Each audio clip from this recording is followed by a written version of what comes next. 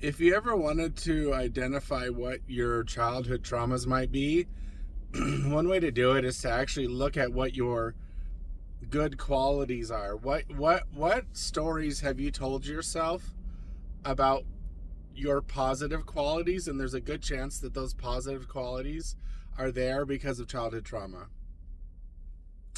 And that the things that you are actually the most proud of are actually just trauma responses.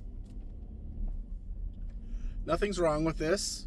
It kind of feels like we try to make a best of the worst, make the best of the bad situation kind of thing.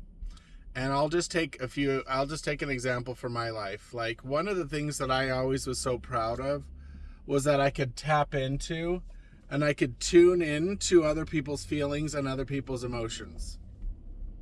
Right? I was always so proud of the fact that I could just go into a room and immediately clock all of the people's emotional states, what's going on, and also I thought this was a good thing.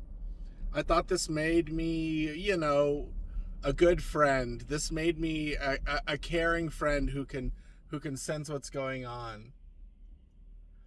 But where does that good trait come from? Well, it comes from high quality childhood trauma. It comes from living in a house with a parent who was very chaotic, a parent who you never quite knew what you were going to get. And so as a child, part of my coping mechanisms, part of my trauma responses was to be hyper vigilant to know what was going on at any given time in the whole house, essentially. What is my parents' mood? Which version of the parent am I going to get? So here I am going through my life thinking that I have this really good quality, like I'm so empathetic, like I can tap into people's emotions, not really realizing that was just a trauma response, and that was just a survival tactic from childhood trauma. And that what really was happening was that I was using it as a survival tactic, like knowing the emotions of everybody around you. And I'll get back to that in just a second. Not really knowing, just guessing. But anyways, having at least a sense of the people's feelings around you was a tactic to try to help keep a child safe in an unsafe environment. Because if you can anticipate what's going on, you can brace for what's going on, you can kind of potentially adjust, you can make the best of a bad situation. Yet when we roll into the adulthood, we continue on those same skills and patterns.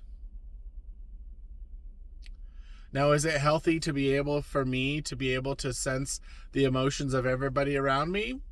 I don't know. Possibly, if I was a healed person, possibly having that empathy and that sensitivity is actually a good thing, because you might notice things about people that you might not. But if that causes me to always be prejudging the situations, to be making decisions based on not reality, but based on what I think the potential outcome of a situation is, then I'm doing myself a disservice. Now, getting back to what I said earlier, is this something to be proud of? Possibly.